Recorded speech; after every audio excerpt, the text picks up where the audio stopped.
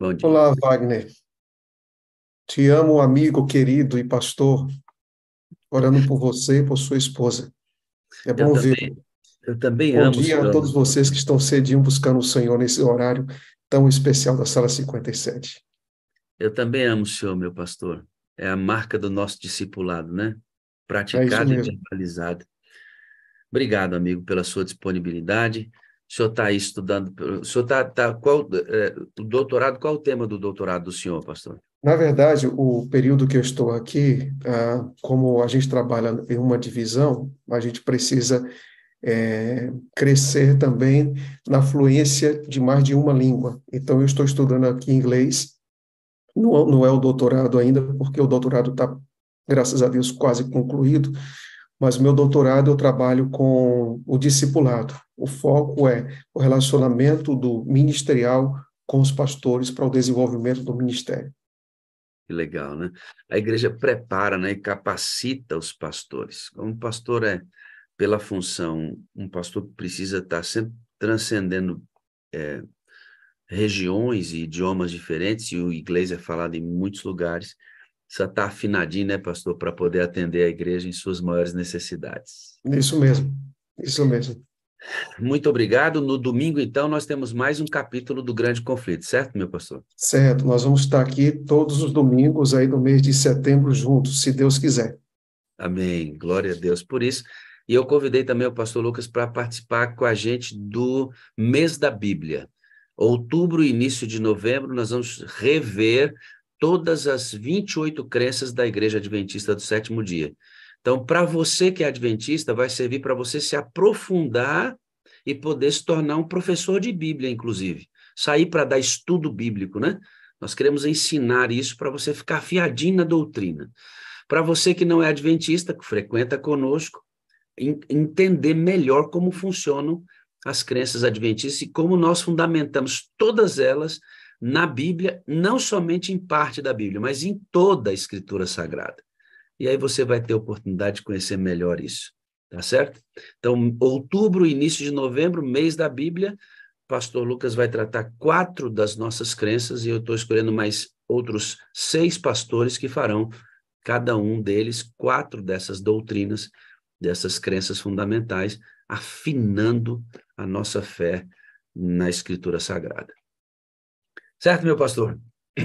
É isso aí, vai ser uma experiência muito boa. Há uma revista bem interessante, a revista Ministry, eu acho que é do ano de 1992, em que nessa revista, Pastor Wagner, tem uma semana de oração, infelizmente, ela só está em inglês, não está em português, mas tem uma semana inteira de oração só com foco nas doutrinas adventistas. É uma revista espetacular. Eu vou tentar trabalhar com os esboços, pelo menos enviar para você em português, porque vale a pena, sabe? Vale a pena. Sobre criação, redenção, a importância da Bíblia, Jesus no santuário, o retorno de Jesus, enfim, entender que o foco da doutrina não é a doutrina em si. Entenda uma coisa, gente, é o que eu vou fazer só preliminar, viu, Wagner? Vou dar Opa, aqui pastor, tranquilo. um spoiler, né? É importante entender que a doutrina, tem pessoas que fazem a absurda separação entre doutrina e Jesus Cristo. Quando alguém faz esse tipo de separação, eu percebo duas coisas. Ou existe uma má intenção ao fazer isso, ou é uma pessoa que compreende extremamente superficial, de maneira muito superficial a Bíblia. Então, de duas opções. Ou a pessoa tem uma compreensão muito superficial das Escrituras. Porque a internet dele caiu, ele vai conectá-la novamente. Então, enquanto ele volta, só para você se antenar, queridos, ele vai estar conosco hoje, todos os domingos do mês de setembro. E no mês de outubro, nós começamos até o meados de novembro uma revisão das 28 crenças e das 6 doutrinas adventistas do sétimo dia. Vai ser muito bom, exatamente para você se antenar, e a gente quer muito que você aprenda sobre essas crenças e seja um professor de Bíblia, não é? No seu discipulado, na hora de entrar com a Bíblia, você ter boa condição de poder ensinar as pessoas corretamente essas doutrinas, tá bom? Bom, se o pastor Lucas não voltar, nós temos o que fazer aqui facilmente. Enquanto tudo acontece ali, deixa eu mostrar para você uma coisa tão boa, rapaz. Eu amo essa sala 57 e amo as coisas que acontecem nos bastidores da sala. Eu vou mostrar um pouquinho desse bastidor aqui, que eu mostrarei logo depois da mensagem do pastor, mas eu espero que ele daqui a pouquinho esteja com a gente. É tão importante a recapitulação desse capítulo, mas a gente tem o que fazer aqui se ele não conseguir aparecer, tá bom? A Miriam tem feito muitos encontros na casa dela, da sala 57, e assim, ela fez mais um. A Verinha foi a São Paulo, nossa Verinha aqui foi a São Paulo, e ao ir a São Paulo, ela foi até a casa da Miriam, e obviamente houve um encontro lá, uma reunião. Eu quero mostrar umas fotinhas aqui para vocês perceberem por que que a sala 57 é um movimento que vai crescendo e está confirmado, né? Aí a Verinha ao centro e os amigos na casa da Miriam, que tão bondosamente chamou ali moderadores da sala, amigos da sala para conhecer a Verinha. A Val esteve lá e mais uma moderadora da sala, nossa querida aí que trabalha firme com a gente. Aí a Miriam com a Verinha. Olha aí, mais gente com Verinha, olha que lindo, tá vendo? Por isso a sala é tão forte, irmãos. Nossa relação realmente é um link feito pelo Espírito Santo a estar à mesa da casa da Miriam. Eu já tive a alegria de estar aí, nesse lugar, e tem sido um lugar de encontros ali, muito bonitos. Obrigado, Miriam, pela disponibilidade. Que o Senhor Deus sempre a abençoe ricamente. Prontinho.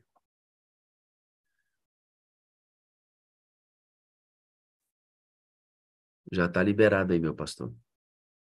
Ok.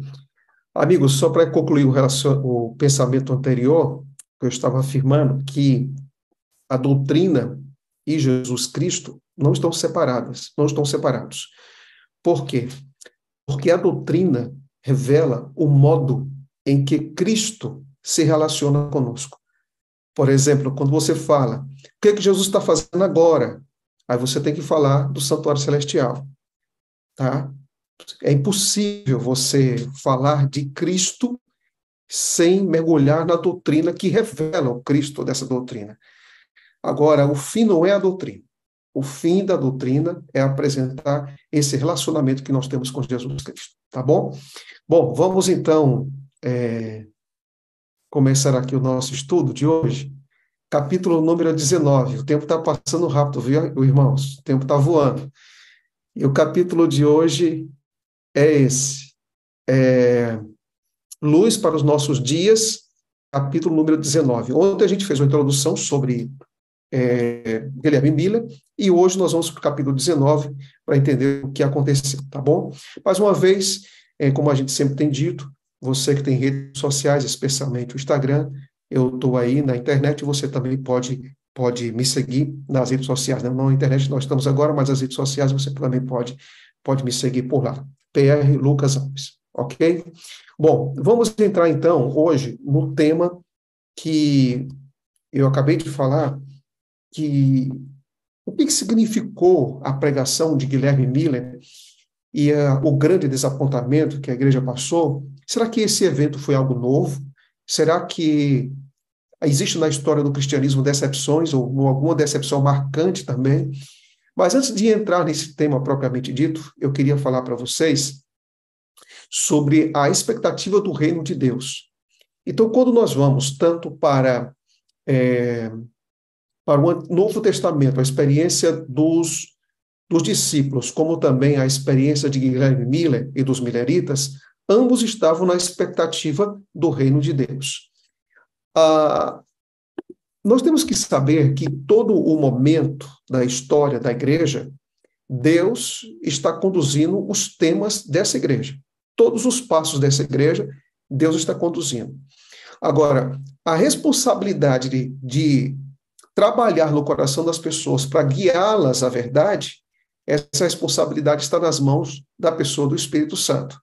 E no livro Grande Conflito, Ellen G. White diz o seguinte, veja o que ela diz sobre esse papel dessa obra do Espírito Santo nos conduzindo a toda a verdade. Ela diz assim, olha só, nenhuma verdade é mais claramente ensinada na Escritura do que aquela segundo a qual Deus, pelo Espírito Santo, dirige de maneira especial seus servos sobre a terra, nos grandes movimentos que têm por objetivo promover a obra da salvação.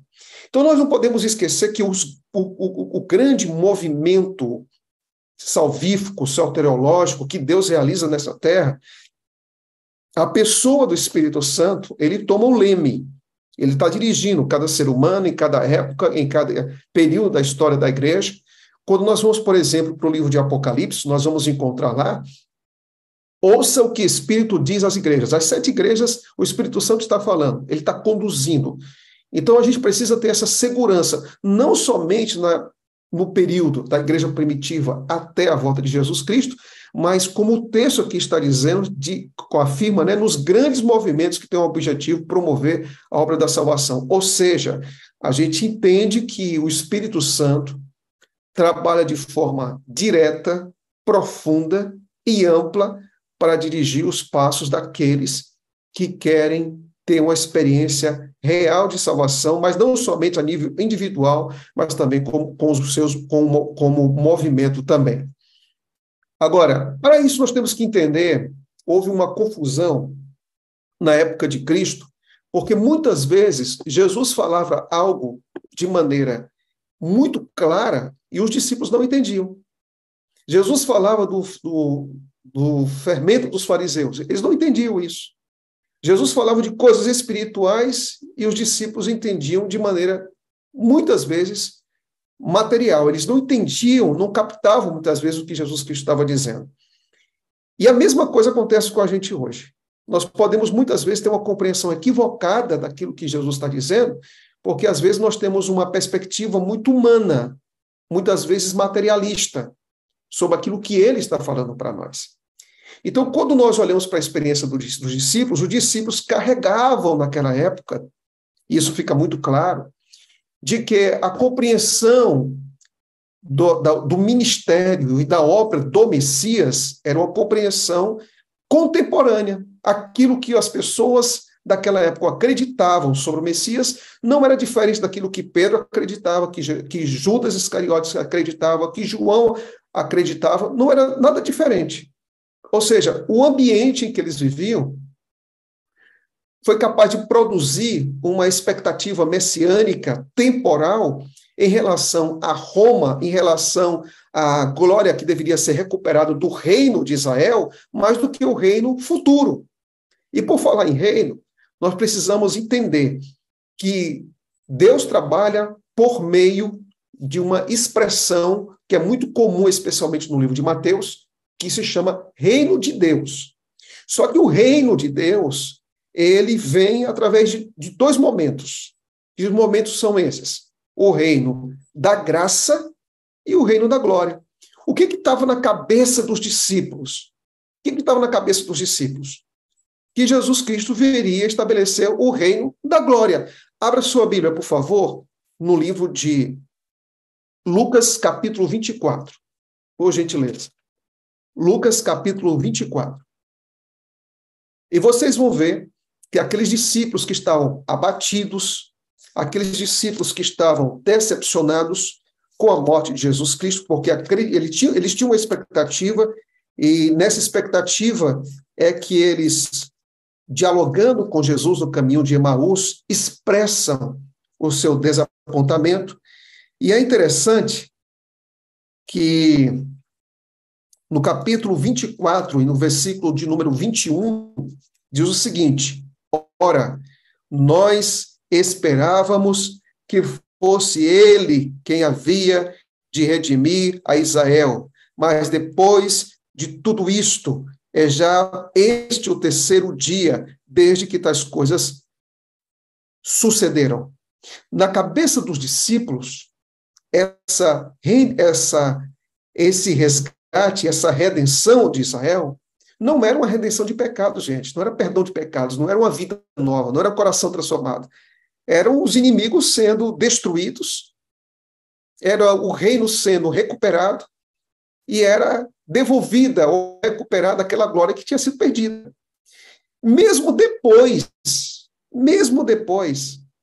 eles tiveram uma preocupação, ainda compreenderam mal sobre o reino da glória, até o reino da glória também. Abra sua Bíblia no livro de Atos e você vai ver isso comigo agora. Então, o reino da graça, reino da glória. No capítulo 1 de Atos, e no versículo de número 6, já depois dos dias da ressurreição, o texto diz o seguinte, no versículo 6. Então os que estavam reunidos lhes perguntaram, Senhor, será este o tempo em que restaures o reino de Israel? Ou seja, depois da cruz, depois da ressurreição, depois de tudo. Porque ele promete aqui, é interessante que no versículo número 5, ele promete a descida do Espírito Santo, porque o Espírito Santo, dentro da compreensão judaica, teológica, o Espírito Santo, ele se manifesta na presença do reino. Então, na cabeça deles então quer dizer que o reino vai ser estabelecido agora. Bem, não. Então, eu preciso entender o seguinte. Quando é que o reino de Jesus Cristo, o reino da graça, é estabelecido e quando é que o reino da glória vai ser estabelecido? Vamos lá. No livro Grande Conflito, capítulo que nós estamos estudando, diz o seguinte, conforme é usada na Bíblia a expressão reino de Deus, designa tanto o reino da graça como o da glória. O trono da graça representa o reino da graça, pois a existência de um trono implica a de um reino. Em muitas parábolas, Cristo usa a expressão o reino dos céus, isso é muito comum em Mateus, para designar a obra da graça divina no coração dos homens. Agora, veja algo bem especial. Eu preparei aqui um gráfico para que vocês saibam que as expectativas dos discípulos, que refletiam as expectativas contemporâneas daquela época deles, que estavam contaminadas por visões políticas, sociais, e não a compreensão clara do que o texto bíblico do Antigo Testamento estava apresentando, essa expectativa contrária, se os discípulos tivessem uma compreensão como o texto nos apresenta, que o Messias deveria morrer, que Isaías é claríssimo em relação a isso, que o Messias deveria ser, então, moído por nossas transgressões, ou seja, antes da glória haveria um sacrifício, haveria, então, a cruz, haveria, então, uma ressurreição, porque isso faz parte do reino da graça, eles não teriam passado tantas decepções. Então, eu preparei um gráfico para ficar mais claro para vocês. Aí você está vendo. O versículo, você pode encontrar vários versículos para isso, mas aqui eu vou apresentar apenas um. O reino da graça. Hebreus capítulo número 4, versículo 16, Paulo diz o seguinte, cheguemos, pois, com confiança ao trono da graça, para que possamos alcançar misericórdia e achar graça. Então, essa certeza absoluta dessa graça, Paulo, ele apresenta no livro de Hebreus, quando nós nos aproximamos do trono, que ele chama trono da graça.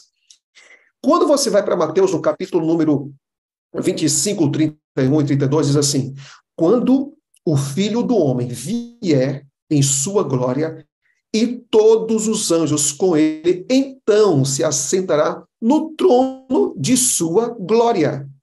Percebe agora? Graça, glória. E todas as nações serão reunidas diante dele. Dois textos do capítulo de número 19 do Grande Conflito para reafirmar aquilo que Mateus e Hebreus já disseram. Reino da graça. Ellen G. White diz, o reino da graça foi instituído imediatamente depois da queda do homem, ou seja, quando Deus faz a promessa do Messias, ali já é a promessa de quê? Já é estabelecido o quê? O reino da graça. Porque Deus está apresentando para o homem a solução para o seu problema. Quando fora concebido um plano para a redenção da raça humana, ok? Existiu ele, então, no propósito de Deus e pela sua promessa e mediante a fé os homens podiam tornar-se súditos seus desse reino. Ok? Contudo, qual é o ponto-chave? Qual é o ponto decisivo para o estabelecimento desse reino da graça? Contudo, não foi efetivamente estabelecido antes da morte de Cristo. Ou seja, quando é que o reino da graça ele é definitivamente estabelecido? Quando é que o reino da graça é definitivamente estabelecido? Com a morte de Jesus Cristo na cruz. Está claro isso para vocês? Então, primeiramente, precisam entender que o reino era uma promessa e ele se torna, então, algo concreto, assume sua plenitude com o sacrifício de Jesus Cristo. Agora, vejam vocês, que antes da glória era necessário o sofrimento. Antes de vida eterna, Jesus Cristo daria sua vida por nós. Antes de estar reunidos para sempre com os seus escolhidos, Cristo teria a experiência da separação dos seus escolhidos por ocasião do seu sacrifício na cruz. Agora, vamos para um outro detalhe. Quando nós olhamos para a segunda passagem, que o segundo texto diz, sobre o reino da glória. Este reino está ainda no futuro. Não será estabelecido antes do segundo advento de Cristo. Bom, eu não quero aqui somente fazer uma descrição do quadro, né, do panorama do Novo Testamento quando se refere ao Messias. Mas vamos tirar aqui uma lição para a gente. Abra sua Bíblia no livro do Apocalipse. Eu não queria estar adiantando isso aqui agora, mas só para ficar bem claro para vocês. Abra sua Bíblia no livro do Apocalipse e veja comigo. Apocalipse no capítulo número 1. Vamos para o capítulo número 1. Capítulo número 1. Diz assim, Apocalipse 1 e versículo número 7. Versículo muito conhecido. Diz assim, eis que venho com as nuvens. É um texto extremamente conhecido e diz, e todo olho verá. Notem vocês que no capítulo 1 de Apocalipse você encontra a referência sobre a volta de Jesus. Correto? Vamos para o capítulo 22. Capítulo 22. E vamos perceber algo bem interessante. Aqui eu serei um pouco mais rápido, tá? Para a gente ganhar tempo. Capítulo 22, no último capítulo do livro do Apocalipse, você vai encontrar algumas referências sobre a volta de Jesus no último capítulo. Por exemplo, capítulo 22, versículo 7 diz, eis que venho sem demora. Capítulo 22 e versículo de número 12. 12, diz assim, e eis que venho sem demora. Agora vamos para o versículo de número 20, diz assim, certamente venho sem demora. Amém. Vem, Senhor Jesus. Notem vocês que o livro do Apocalipse ele vai falar várias vezes sobre a volta de Jesus Cristo, o reino da glória.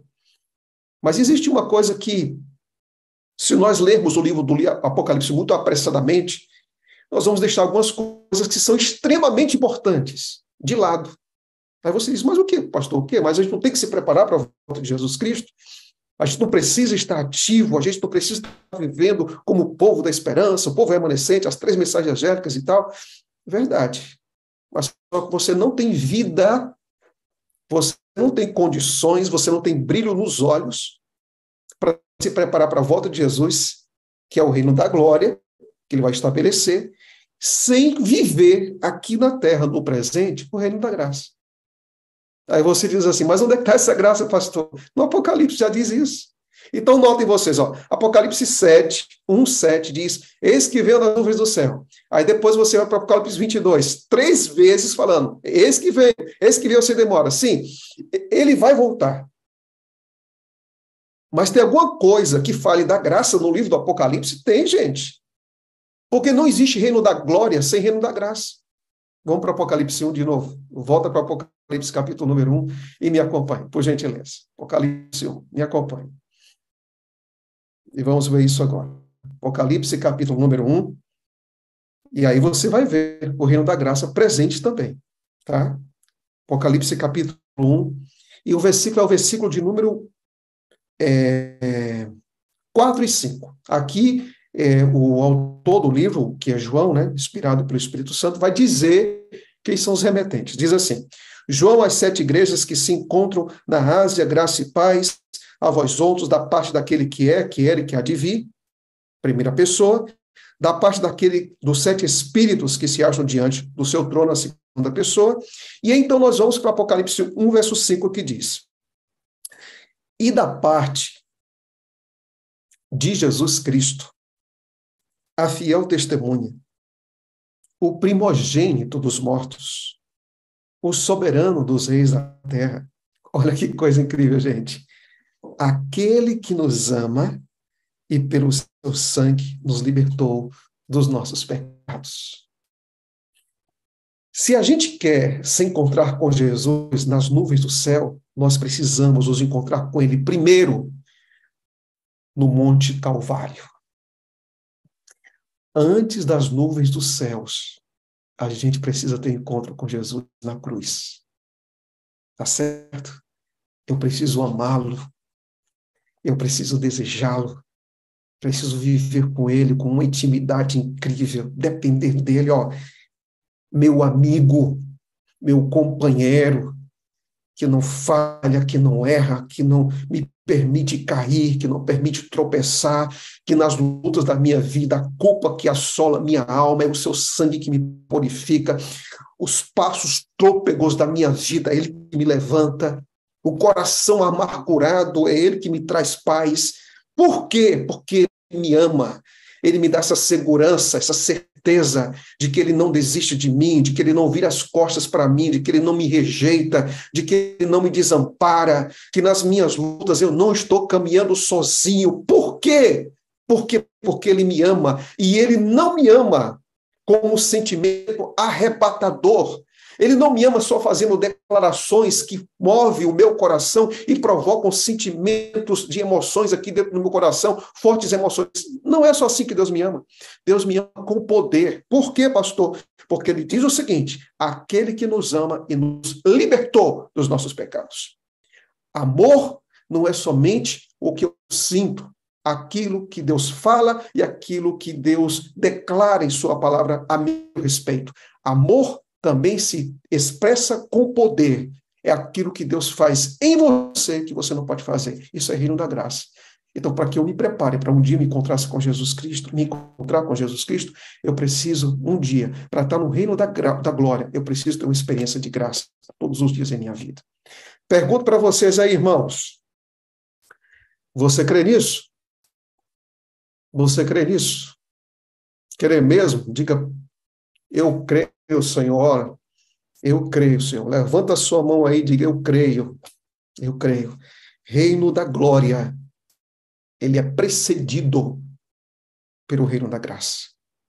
Que o reino da graça com você hoje. É impossível.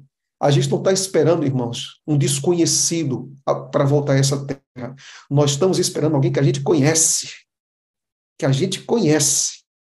A gente está esperando o nosso Salvador, que caminha com a gente, que está do nosso lado quando a gente acorda, que caminha conosco para o trabalho, para a escola, para a universidade, que está conosco no supermercado, que está conosco na rua, que está conosco na igreja, que entra no nosso relacionamento conjugal, que nos ajuda a educar os filhos.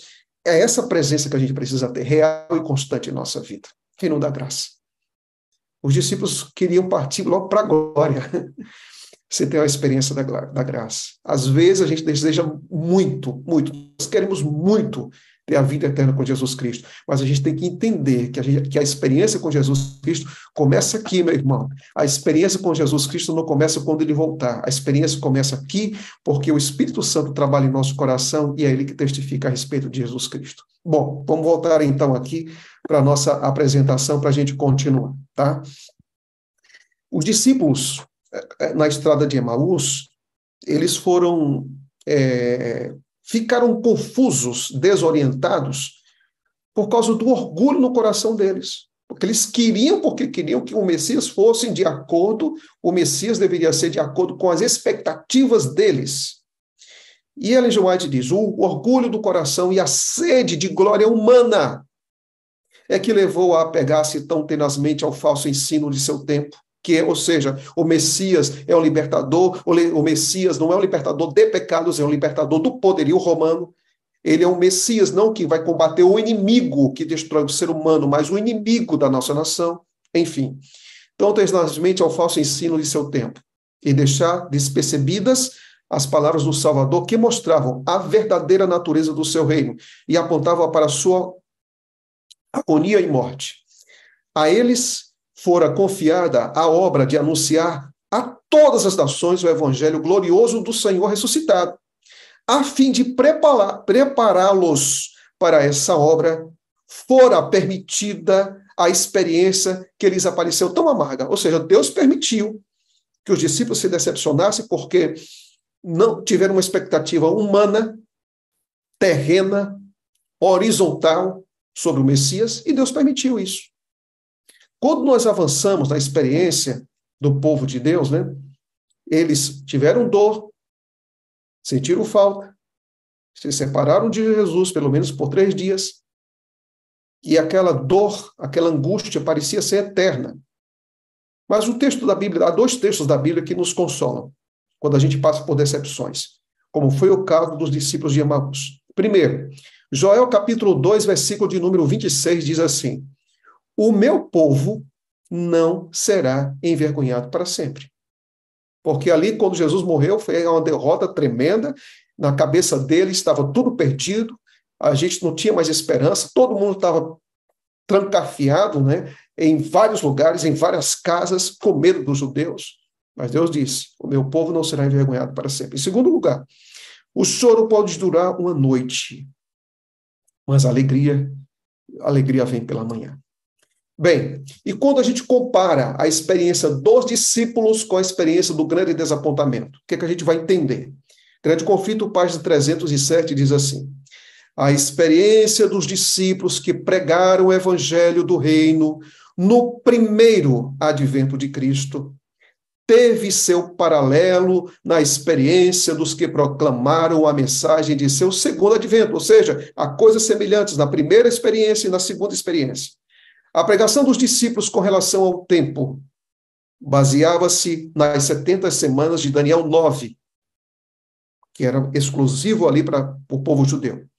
A mensagem apresentada por Miller e seus companheiros anunciava a terminação dos 2.300 dias de Daniel 9, 8:14. Ou seja, ambos criaram expectativas dentro desse quadro profético das 70 semanas e das 2.300 tardes e manhãs. E ela continua, dos quais as 70 semanas fazem parte. Cada uma dessas pregações se baseava no cumprimento de uma porção diversa no tempo, grande período profético. Ou seja, os discípulos esperavam o Messias.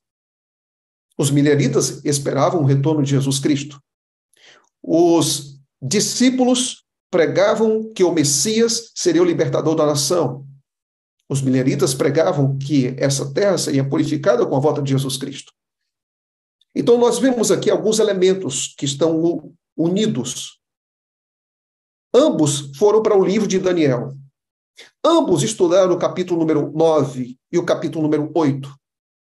Mais especificamente, os judeus, os discípulos, o capítulo 9, estudando sobre as 70 semanas, mas Miller voltado para os 2.300 tardes e manhãs, que os 70 semanas estavam dentro dessa visão de Miller.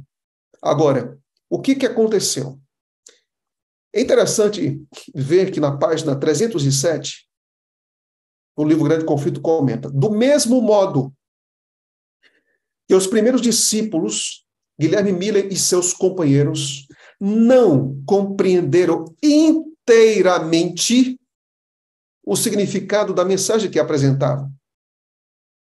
Erros que havia muitos se achavam estabelecidos na igreja, assim como havia erros estabelecidos entre os saduceus, fariseus, sacerdotes e líderes na época de Cristo. Também esses erros se achavam no mundo contemporâneo de Guilherme Miller. Impediram-nos de chegar a uma interpretação correta de um ponto importante da profecia. A história se repetiu, em outras palavras. Portanto, se bem que proclamassem a mensagem que Deus lhes confiara para transmitir ao mundo, em virtude de uma errônea compreensão do sentido, sofreram desapontamento. Os discípulos sofreram desapontamento pela expectativa e também os mileritas sofreram com desapontamento por sua expectativa também. Enquanto os discípulos enfatizavam a vinda do Messias como rei temporal para recuperar a glória perdida de Israel, os mileritas acreditavam que a terra era o lugar para onde viria Jesus Cristo. Qual era o problema dos discípulos? Era a expectativa do Messias humano e um reino que era temporal. Qual foi o problema da compreensão de Guilherme Miller? O problema de Guilherme Miller foi aplicar as 2.300 tardes e manhãs, compreendendo, como na sua época se entendia, que a terra era o santuário. E é por isso que Ellen G. White diz no livro O Grande Conflito, página 307, seu erro resultou de aceitar a opinião popular quanto ao que constitui o santuário. Esse foi o erro de Miller. E aí nós podemos perceber o seguinte, é possível que, estudando, às vezes a gente olhe somente para um lugar e se esqueça de outras coisas. Então, se Miller tivesse talvez ido para o livro de Hebreus e o livro de Levítico, ele talvez não tivesse cometido esse erro. Mas vamos seguir. Cristo deveria realizar sua obra no santuário. Esta obra de julgamento que precede imediatamente a segunda vinda, que é anunciada na mensagem do primeiro anjo de Apocalipse 14, verso 7, temer a Deus e dar-lhe glória, porque vinda é a hora do seu juízo. Ou seja, qual era o problema? A data, os cálculos proféticos estavam corretos. Mas onde é que estava o problema? No evento. No evento. As expectativas em relação ao Messias, ou seja, o Messias vai vir, estava correto. Agora, o tipo de Messias que viria, esse tipo que foi criado pela cultura, estava equivocado. Então, ambos foram vítimas da cultura em que eles viveram também. Mas, que lições nós podemos tirar dessa experiência dos discípulos e também podemos tirar da experiência dos mileritas? Ellen G. White diz o seguinte na página 308. Assim como os discípulos estiveram em erro quanto ao reino a ser estabelecido no fim das 70 semanas, também os adventistas se enganaram em relação ao fato a ocorrer a terminação dos 2.300 dias. Em ambos, olha que palavra interessante, em ambos os casos houve aceitação de erros populares, ou antes, uma aderência a eles, cegando o espírito à verdade. Ambas as classes cumpriram a vontade de Deus, apresentando a mensagem que ele desejava fosse dada. E ambas, pela sua própria compreensão errônea da respectiva mensagem, sofreram desse apontamento. Espera aí, Deus permitiu, então, que eles pregassem? Sim, Deus permitiu. E depois, o próprio Deus conduziu essa situação. Por exemplo, Deus permitiu que o Messias fosse exaltado. Deus permitiu. Embora a compreensão fosse extremamente limitada dos discípulos. Deus permitiu que a volta de Jesus Cristo fosse pregada, embora o acontecimento não fosse aquele. Então, isso quer dizer que Deus permitiu que essas situações, que não foram, de um certo modo, favoráveis, acontecessem, e Jesus Cristo caminhou com os discípulos e explicou para eles as profecias, e Deus caminhou com o seu povo e levou ao seu povo para a compreensão dos livros de Daniel, do Santuário Celestial, o julgamento, para o livro de Hebreus e também para as porções proféticas do livro de Apocalipse. Ou seja, Deus, ele usou o equívoco, mas não tirou a beleza da ênfase da mensagem, que era Jesus Cristo vai voltar. Guilherme Miller se equivocou no evento, mas a data estava correta. Os discípulos se equivocaram na expectativa, mas acertaram de que o Messias viria. E aí nós podemos entender uma coisa bem interessante para o final da nossa reflexão desse capítulo de número 19, que é o seguinte: para este grupo dos mileritas, crentes, assim como para os primeiros discípulos, o que na hora da provação lhes parecia obscuro a inteligência, mais tarde se faria claro. Saberiam que, apesar da provação resultante de seus erros, os divinos propósitos de amor para com eles estiveram continuamente a cumprir-se. Aprenderiam por uma bendita experiência que ele é muito misericordioso e piedoso, e que todos os seus caminhos são misericórdia e verdade para aqueles que guardam o seu conserto e os seus testemunhos. O que nós podemos tirar, então, da experiência do capítulo 19? Eu diria que a gente pode tirar pelo menos 3 lições. A primeira delas: ao examinarmos as Escrituras, vamos compreender toda a Escritura, e não somente parte das Escrituras. Nós devemos estudar profecias, mas devemos conectá-las com uma visão panorâmica daquilo que a Bíblia nos apresenta, e sempre centralizada em Jesus Cristo.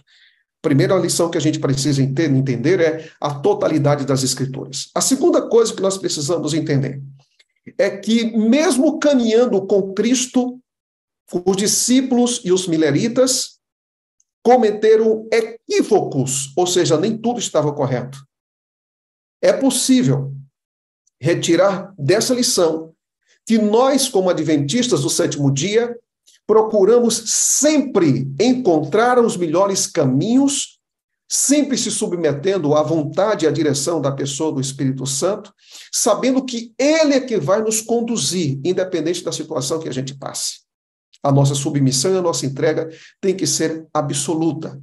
Ou seja, os discípulos, e os mileritas passaram por uma decepção tremenda, porque aprenderam a ver de forma limitada. Que lição nós podemos ter, amigos? Nós podemos compreender e aqui extrair dessa experiência. É que nós temos que estar abertos àquilo que as Escrituras apontam e também sensíveis àquilo que o Espírito Santo quer nos conduzir. E a terceira e última coisa que nós podemos entender é que os discípulos se decepcionaram, mas depois da compreensão, da explicação, depois que Jesus Cristo disse: olha, vocês não estão compreendendo o que Moisés disse, o que os profetas disseram, o que Moisés disse, eles entenderam e avançaram. Quando os mileritas, depois do desapontamento, pessoas começaram a marcar mais outras datas, outros abandonaram, mas outros voltaram a estudar. E disseram: peraí, a gente tem que entender isso. E então, eu quero encerrar dizendo que, apesar de tudo, a igreja, aquele povo, leu, estudou, compreendeu, e aí então vêm os adventistas, logo depois dos mileritas, e aí entenderam algo bem interessante. Capítulo número 10 do livro do Apocalipse, você pode abrir, por gentileza. Que, assim como os discípulos, decepcionados, mas depois voltando para o trilho da vontade de Deus, da compreensão daquilo que Deus queria, eles foram e pregaram em Atos, capítulo número 1, eles receberam o Espírito e realizaram aquela obra fantástica. Agora, em Apocalipse, capítulo número 10, diante do livrinho amargo, a experiência que nós temos do livro amargo, do capítulo número 10, nós vamos ver que João toma aquele livrinho amargo, capítulo 10, e versículo, deixa-me ver aqui, capítulo 10, e no versículo número 4 diz: logo que falaram os 7 trovões, eu ia escrever, mas ouvi uma voz do céu dizendo: guarda em segredo as coisas que os 7 trovões falaram e não escrevas. Então o anjo que estava em pé sobre o mar e sobre a terra levantou a mão direita para o céu e jurou por aquele que, pelos séculos dos séculos, o mesmo que criou o céu e a terra, o mar e tudo quanto neles existe, já não haverá demora. Mas, nos dias da voz do 7º anjo, quando ele estiver para tocar a trombeta, ou isso, a trombeta, cumprir-se-á então o ministério de Deus, segundo ele anunciou aos seus servos, os profetas. A voz que ouvi do céu estava de novo falando comigo, dizendo: vai e toma o livro, que se acha aberto na mão do anjo, em pé, sobre o mar e sobre a terra. Fui, pois, ao anjo, dizendo-lhe que me desse o livrinho. Ele, então, me falou: toma e devora. Certamente ele será amargo ao seu estômago, mas a sua boca doce como mel. Então, tomei da mão do anjo e o devorei. E na minha boca era doce, porque a esperança da volta de Jesus Cristo era doce como mel. Mas quando chegou no meu estômago, se tornou, então, amargo pelo grande desapontamento. Mas, assim como os discípulos se desapontaram, mas Jesus os colocou no trilho, no caminho da pregação, olha o que acontece. Mesmo passando pela decepção, Deus reconduziu o seu povo, aqueles que são fiéis, e veja o que diz o versículo número 11.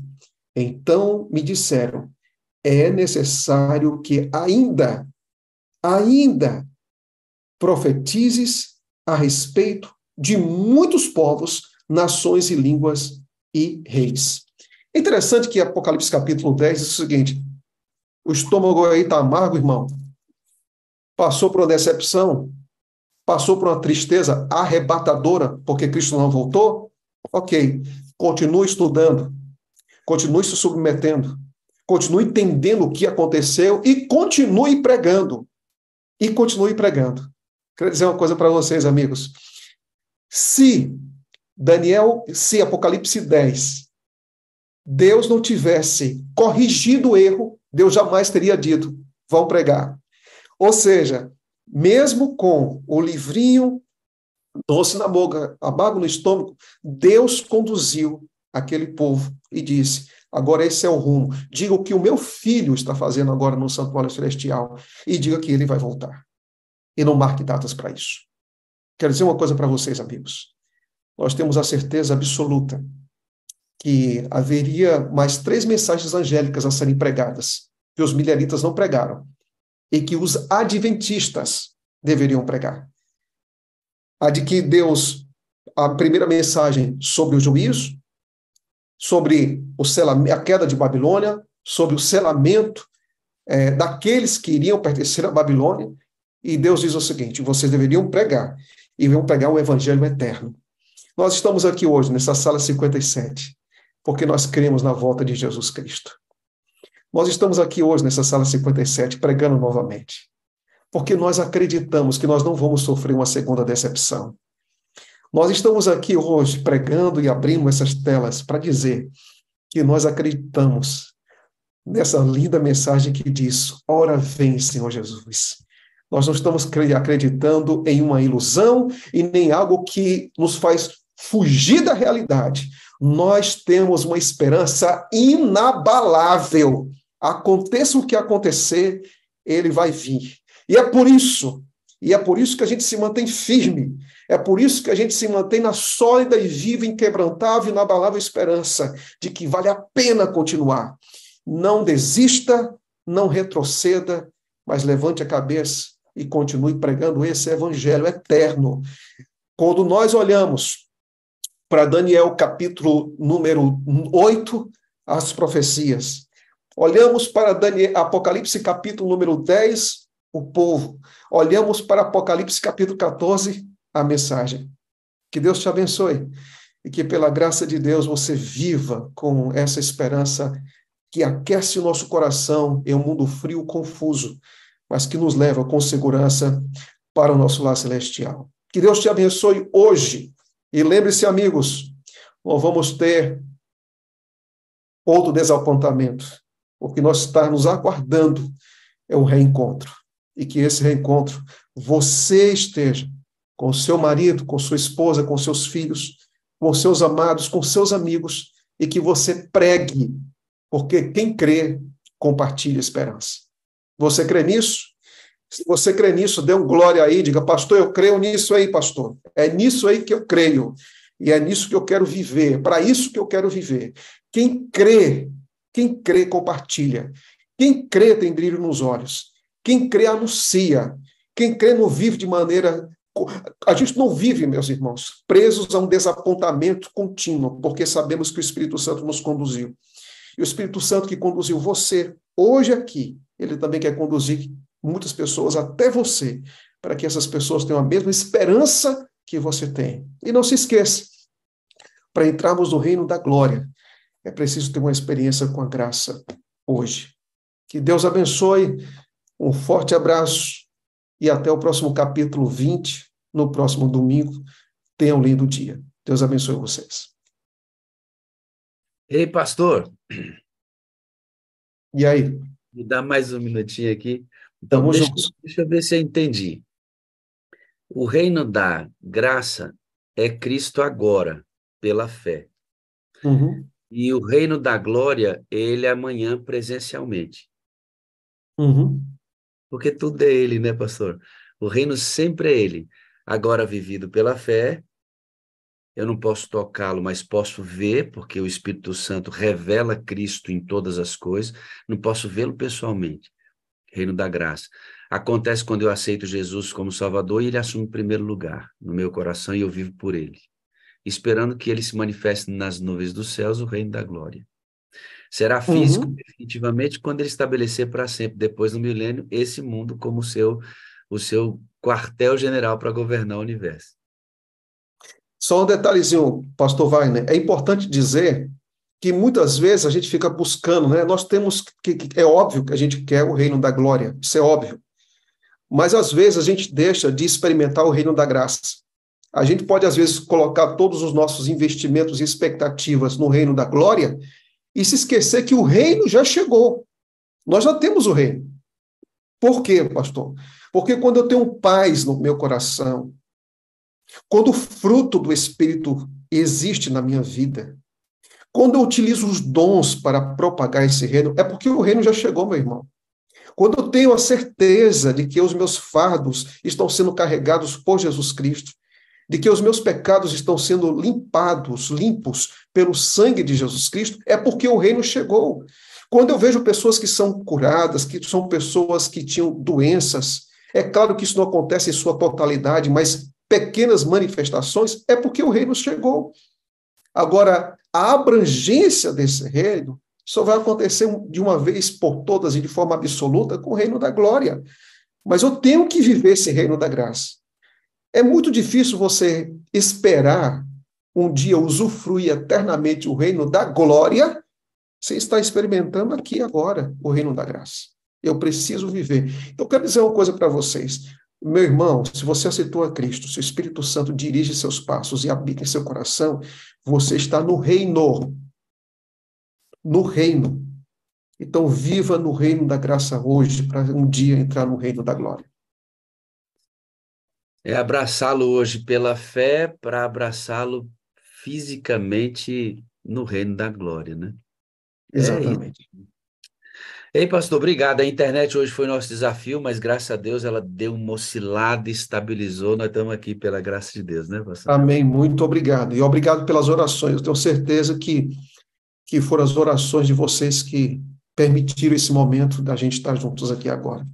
Muito Eu obrigado. amo o Senhor, eu preciso do Senhor para ser feliz. O Senhor é a parte visível de Deus e creio mais em Deus porque o Senhor existe, viu, pastor? Amém. Wagner, um abraço. Te amo. Deus abençoe. Um grande abraço, meu pastor. Essa manifestação do amor é uma marca do discipulado e precisa ser evidente na igreja do Senhor, né?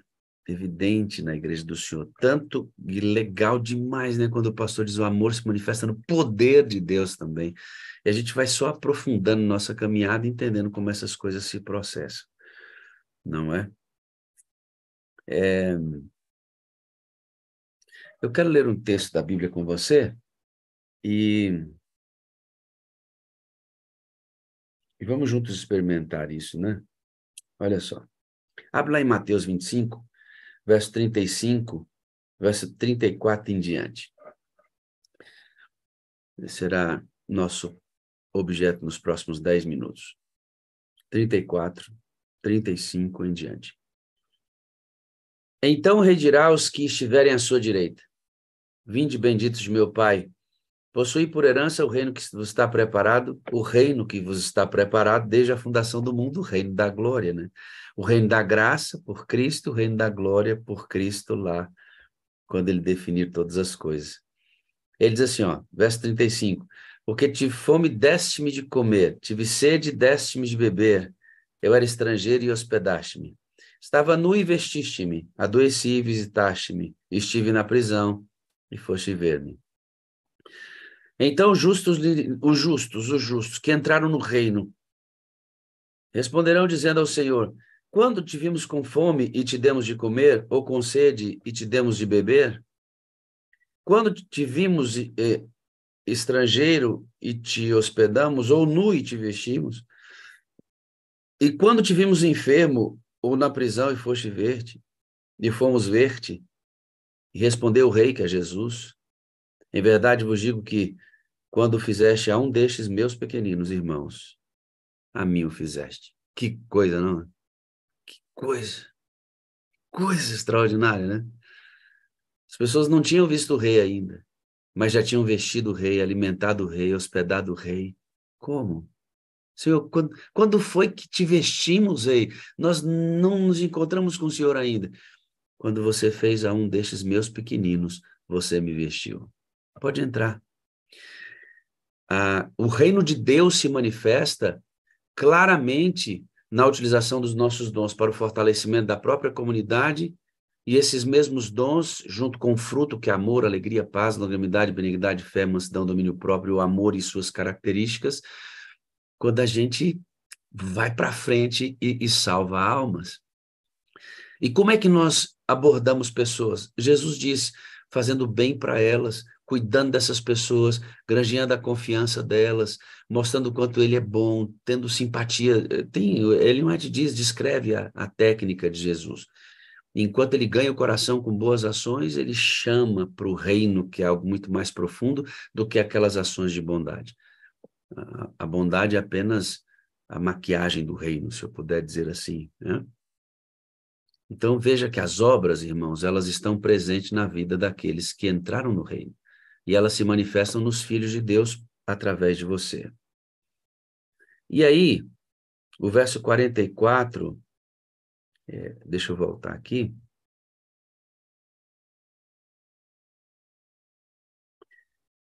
O verso 41 vai dizer assim, então dirá também, verso Mateus 25, 41 em diante, então dirá também os que estiverem à sua esquerda, apartai de mim, malditos. Deus é duro, né, irmãos? Para o fogo eterno, aqui a visão clara do juízo, onde Deus vai separar joio de trigo, os que andaram no caminho estreito, os que andaram no caminho largo, os que fizeram tudo pela fé e outros que negaram a Cristo. Eles, então, preparados para o fogo eterno, preparados para o diabo e seus anjos. Olha como a linguagem é bem enfática, não? Aí ele vai descrever de novo, ó, porque tive fome, não me deste de comer. Tive sede, não me deste de beber. Sendo estrangeiro, não me recolhestes. Estando nu, não me vestistes. E enfermo e na prisão, e não me visitastes. Então eles responderam, dizendo, Senhor, quando te vimos com fome, ou com sede, ou estrangeiro, ou nu, enfermo, ou na prisão, e não te servimos? Então lhe responderá, dizendo,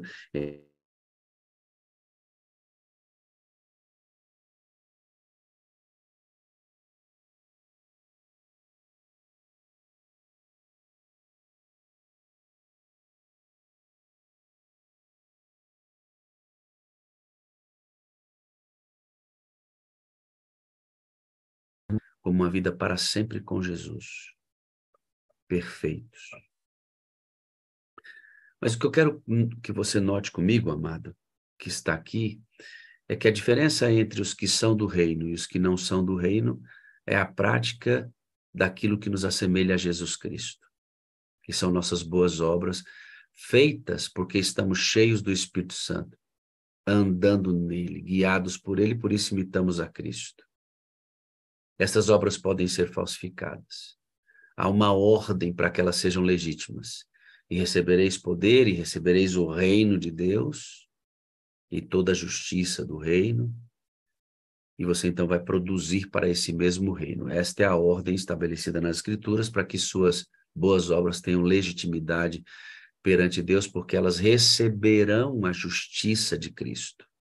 Elas mesmas não têm nenhum mérito, elas mesmas não têm nenhuma importância, elas mesmas não valem nada. Estou falando das suas boas obras.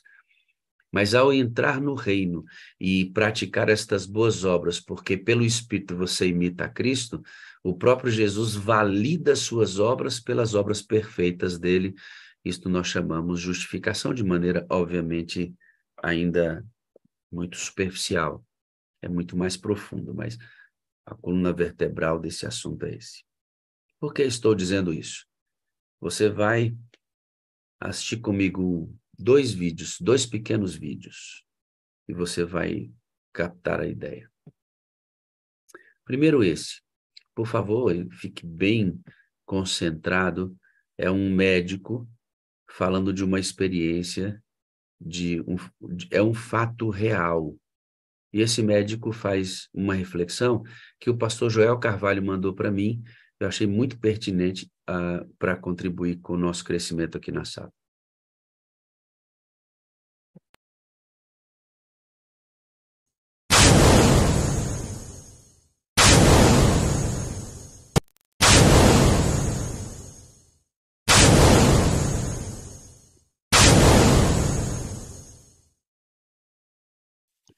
Olha que história interessante, é rápida. Um empresário americano estava fazendo um trabalho de 2 semanas em Israel. E um dia saiu para almoçar e foi até um restaurante que haviam indicado para ele. Quando ele chegou lá, havia uma fila de espera. E ao chegar para perguntar para a atendente se iria demorar muito, já que ele tinha que voltar para o escritório de trabalho, um senhor, que era o próximo da fila, vendo que o empresário precisava almoçar logo, ofereceu o seu lugar na fila e disse: "Eu sou aposentado, meu filho, não tenho pressa." Ele, meio constrangido, acabou aceitando e entrou para almoçar. Como estava com pressa, fez uma refeição rápida e, quando já estava pagando a conta, ele percebeu que aquele senhor que havia lhe cedido o lugar tinha acabado de entrar. Ele acenou em forma de agradecimento e foi embora. Quando ele chegou no escritório, havia entre as pessoas um movimento estranho, uma revolta, um pânico. Um atentado terrorista tinha acabado de acontecer e tinha sido exatamente no restaurante que ele havia almoçado. E imediatamente ele se lembrou daquele senhor que havia lhe cedido o lugar na fila e que provavelmente estaria ferido ou mesmo morto. Ele entrou em choque com aquilo. O homem lhe cedeu o lugar e, se não tivesse feito isso, ele teria sido a vítima do atentado. Ele então passou a buscar informações de todas as formas para descobrir o número de mortos e de feridos. 3 dias depois, ele consegue descobrir que aquele senhor estava internado em um hospital de Israel. Ele imediatamente parte para lá e encontra o filho daquele senhor. Ele conta para o filho o que aconteceu com ele, com aquela gentileza que ele recebeu, que acabou salvando a vida dele, mas que, infelizmente, trouxe aquela situação para o pai dele. O empresário, então, fala para o filho que, em forma de retribuição, gostaria de pagar todas as despesas médicas e de tratamento, que eles não ficassem preocupados, que ele teria condições de bancar o melhor que ele precisasse. O filho daquele senhor explica que não haveria necessidade dele fazer nada daquilo, pois lá em Israel, as vítimas de atentado terroristas recebem toda a assistência do governo. O empresário, de qualquer forma, deixa com o rapaz seus telefones de contato e diz que qualquer coisa que eles precisassem, que ele poderia pedir para ele. E até o dia da sua volta aos Estados Unidos ficou ligando para saber da recuperação daquele senhor. O empresário volta aos Estados Unidos e 6 meses depois desse ocorrido, ele recebe uma ligação do filho daquele senhor, dizendo que o pai dele, em função das sequelas do atentado, daquele atentado, precisava de uma cirurgia muito delicada e que somente nos Estados Unidos ele poderia fazer. E perguntou se o empresário poderia ajudá-los de alguma forma. O empresário imediatamente disse que sim. Pegou os dados deles e já pediu para sua secretária executiva providenciar tudo o que fosse necessário para a vinda dos dois para os Estados Unidos. Passagem, consultas, internação, hotel, tudo. No dia do voo em que os dois, vindos de Israel, iriam chegar nos Estados Unidos, o empresário liga cedo para sua secretária e avisa que não iria trabalhar naquela manhã, pois ele ia pessoalmente buscá-los no aeroporto. E assim ele fez. O voo chegava por volta das 9 horas da manhã e antes disso ele já estava lá, feliz por poder ajudar o homem que salvou a sua vida.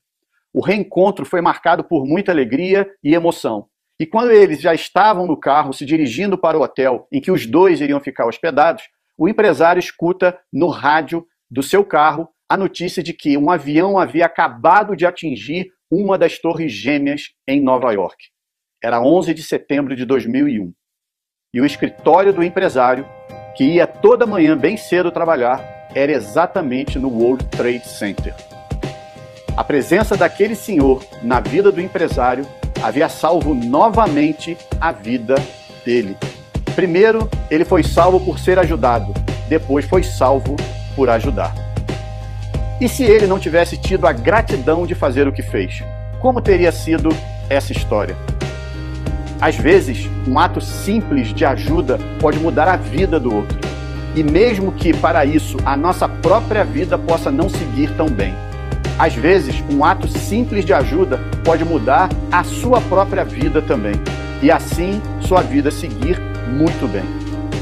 Exerça a gratidão. Fica a dica. Um abraço. Tchau, tchau.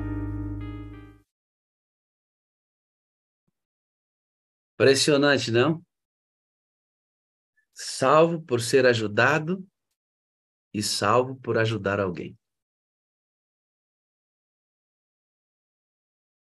Salvo quando ele foi ajudado e salvo porque ajudou. Deus está dando um recado para mim, para você, irmã Sueli Del Casale. Não sei se é esse nome mesmo, né? Espero que seja. Deus só nos salva em movimento, irmãos. Gervásio. Só em movimento.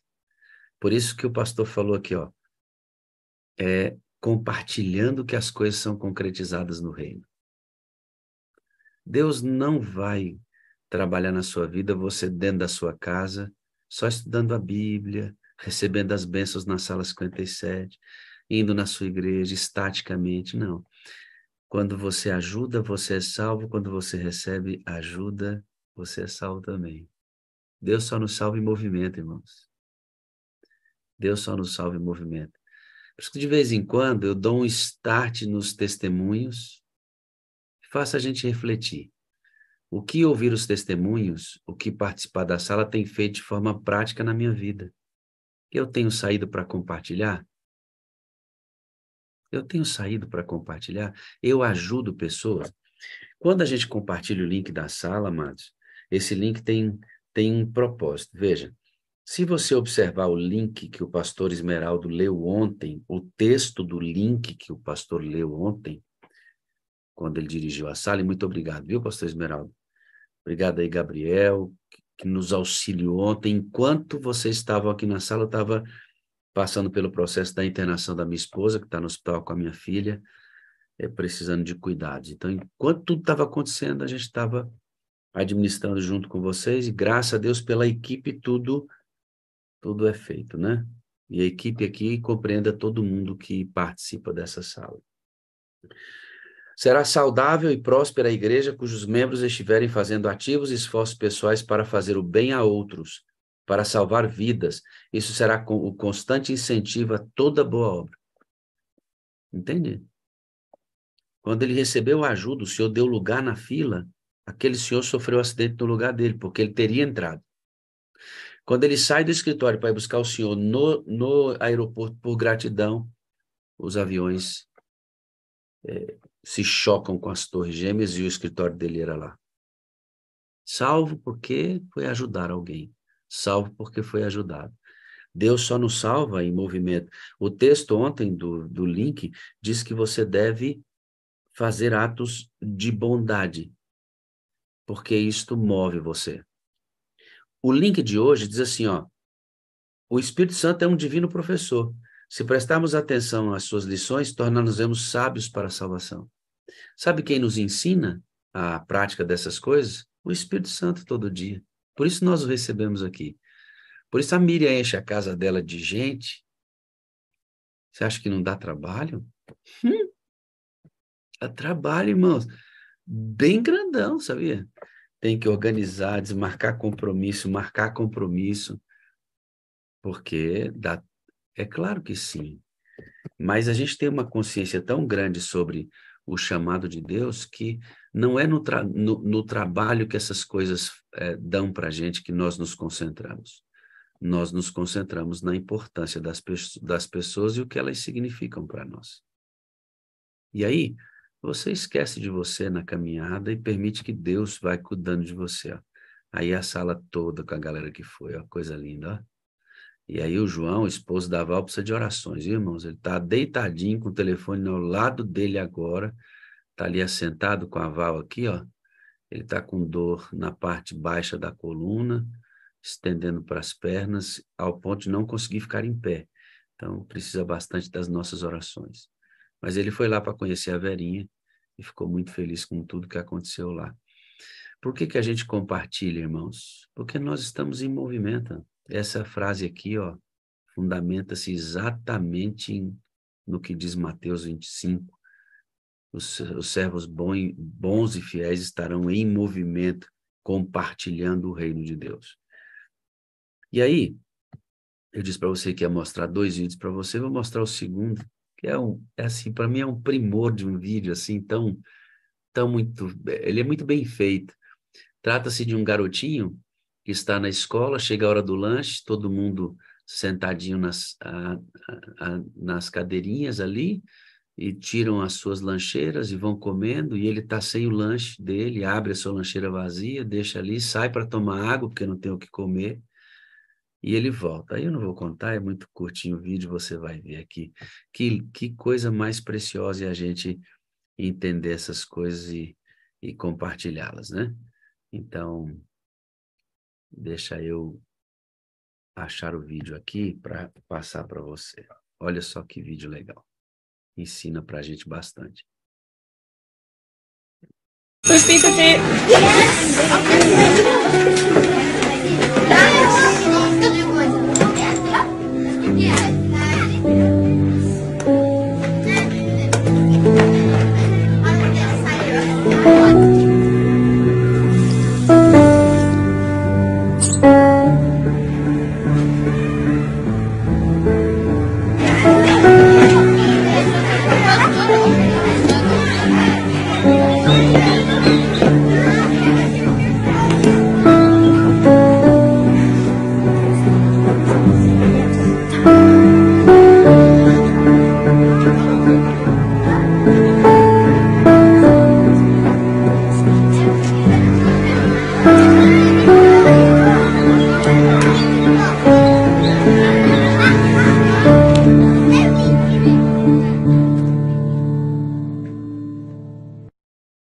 Você já se pegou indo beber água porque não tem o que comer, né? Já se pegou sozinho lá na janela, olhando assim pela janela e dizendo assim, meu Deus do céu, o que eu vou fazer? Você olha no fim do túnel e diz assim, não tem nada para fazer, né? Aí quando as pessoas aparecem, quando a lancheira fica cheia porque outros olharam para a gente, aí chega uma oração, chega uma chamada de vídeo, chega uma visita. A vida muda quando a gente não está sozinho, né? A vida muda quando a gente não está sozinho. Irmãos, nós somos salvos quando recebemos ajuda e somos salvos quando ajudamos alguém. Deus só nos salva em movimento. E às vezes eu me preocupo, pastor Ludogério, que a gente fica aqui gostando tanto desse movimento, tanto Nossa, que testemunho lindo, né? E a gente não sai desse lugar. E eu sei que, graças a Deus, a sala não vive isso, pastor. Os que vivem a sala estão em movimento, saem nas igrejas, saem ao encontro da vida das pessoas. Nós estamos vivendo uma experiência diferente, irmãos. Quem aqui nesta sala compreendeu o processo, quem aqui nesta sala compreendeu o mover do Espírito Santo, não está parado. Está em movimento. Ah, pastor, está doendo, eu estou com problema de saúde, Irmão, se a gente esperar que os problemas sejam resolvidos para a gente trabalhar para Deus, não vamos trabalhar nunca, porque você resolve um problema hoje, surge outro amanhã, irmã Fabiana. A senhora resolve um problema hoje, irmã Fabiana, surge outro amanhã. Então, se a gente for esperar os problemas resolverem, não vamos trabalhar nunca. Penso que ainda não compreendi. É isso. Se você não está em movimento, se você não sente um calor, se você não sente amor pelas pessoas, se você não vibra em trabalhar por elas, apesar dos pesares, a gente não compreendeu ainda. A gente não compreendeu ainda. Eu vou passar de novo o vídeo. Eu acho que ele é muito importante para a nossa caminhada. Muito mesmo. Muito importante. Sai, tá? Sai hoje. E seja salvo em movimento. O Espírito ter...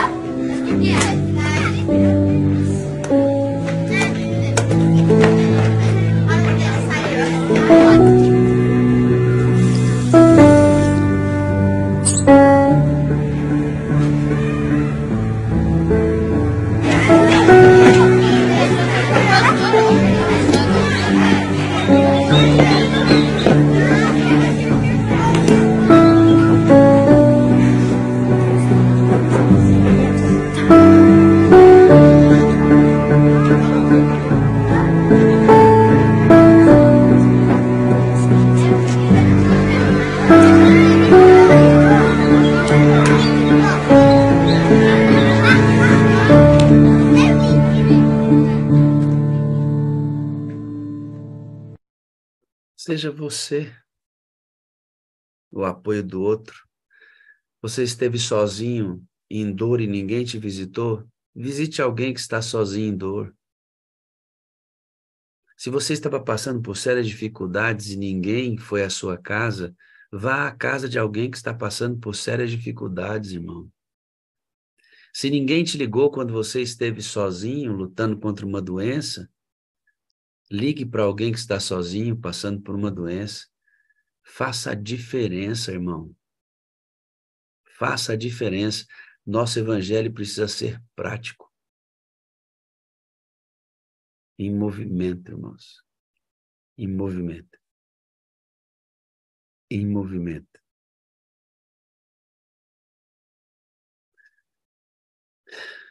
Eu vou pedir a você, vou orar.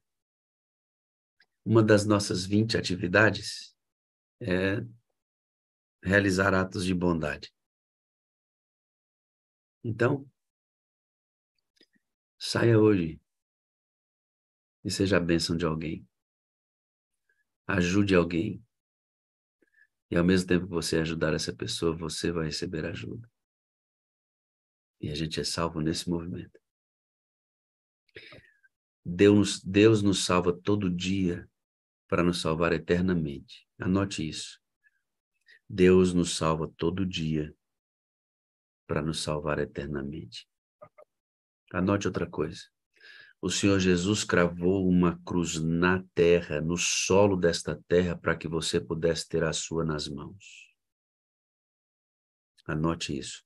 O Senhor Jesus cravou uma cruz no solo dessa terra, para que você pudesse ter a sua nas mãos. Vamos orar? Eterno Deus e Pai, hoje nós paramos um pouco os testemunhos, para a gente dar uma verificada se nós estamos entendendo bem a proposta. A proposta é estar cheio do Espírito Santo, dado pelo próprio Jesus Cristo. Esse Espírito é dado para que eu tenha Jesus, para que o reino aconteça, tanto da graça como o futuro reino da glória. Esse Espírito nos movendo dentro, através de um pedido diário, vai gerar amor, amor a Deus e amor a mim e amor ao próximo. Isso vai me tornar semelhante a Cristo.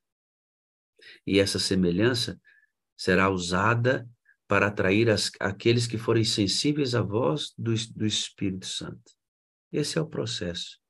Se nós estamos entendendo isso, a minha vida é uma constante fonte de vida para a vida. E nós não paramos por causa das dificuldades. Nós não paramos por causa das dores. Até pode ser que diminua a velocidade, porque nós sofremos com essas coisas, choramos, nos angustiamos, não mais do que a fé que temos. Nossa fé precisa ser maior que tudo isso.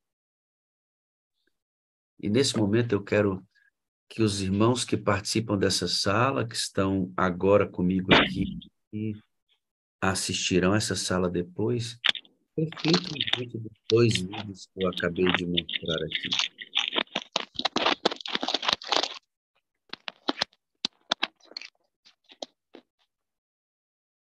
Reflitam depois dos 2 vídeos que eu acabei de mostrar aqui. Eu estou vivendo isso? Eu sou uma fonte de vida? Ou eu assisto a sala e fico em casa? Assisto a sala, compreendo todas essas coisas, mas não estou vivendo a vida com alguém, não há ninguém sendo abençoado por mim, eu não me preocupo com pessoas, eu não choro por elas, eu não me angustio pela salvação das pessoas, nada tá, então esse processo não está vivendo aqui.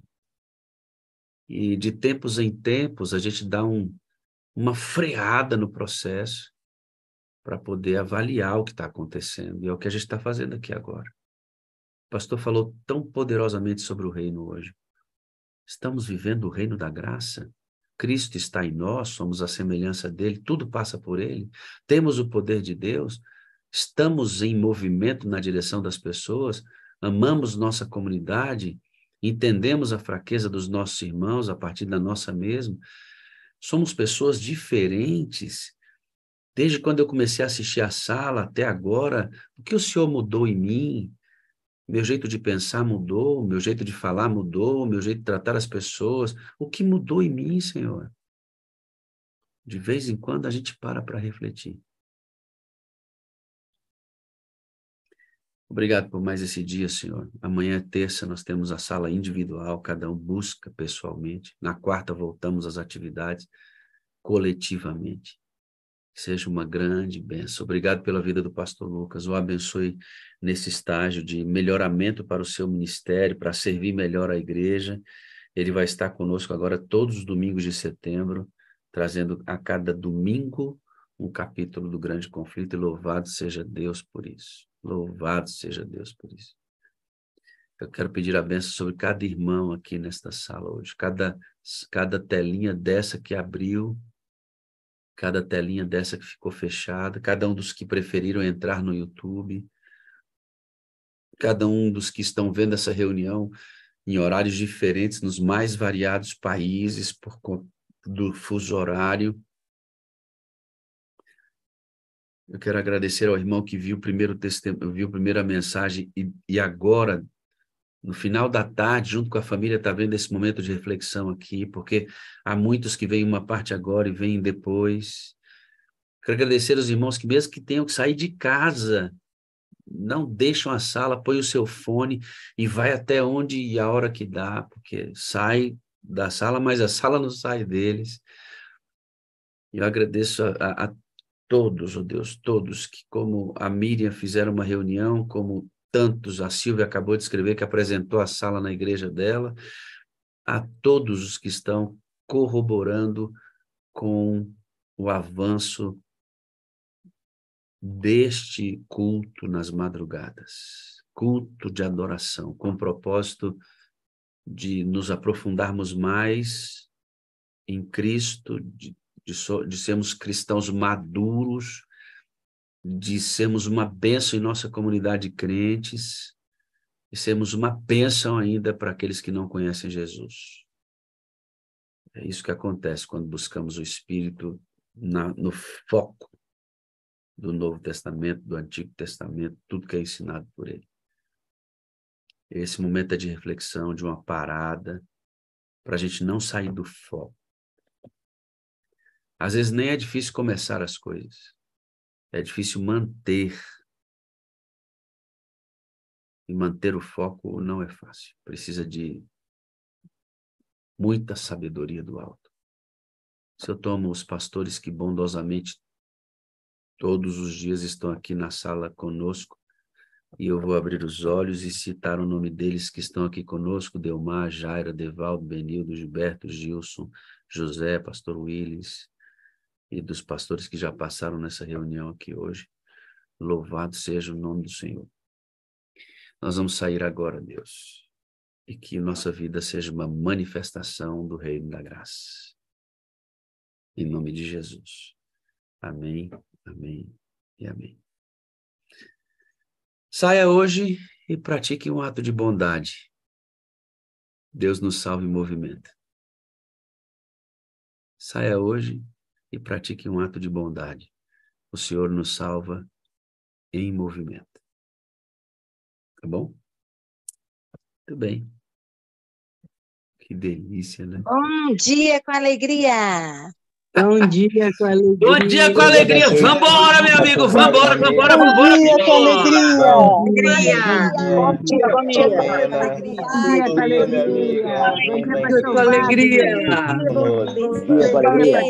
Alegria. Muito obrigada. Eu te amo. Muito obrigada.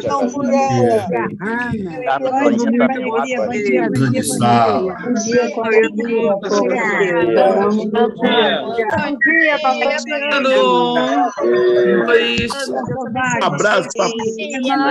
Amém.